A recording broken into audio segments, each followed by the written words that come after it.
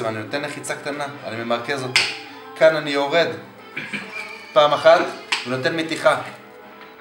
שימו לב, היד שלי כזאת, לא כזאת. לא לתפוס אותו ככה, לתפוס אותו בצורה כזאת. גם מצד שני, בדיוק. נדקתי. מה שקרה בעצם, עשיתי שני שליש גלגול. גלגול השלישי בעצם, זה לכאן. בעצם סגרתי את הרול כבר. אוקיי?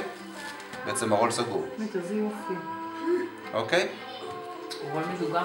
הופך צד שני. שמנו לב, זה נניח עשיתי צמחוני. מהדק עוד פעם, מלמעלה. אוקיי? ועוד הידוק.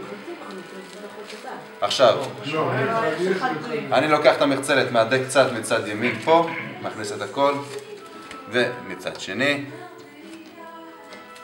בעצם נוצר לנו כאן רול, יפה, חתיך, וגם בשני.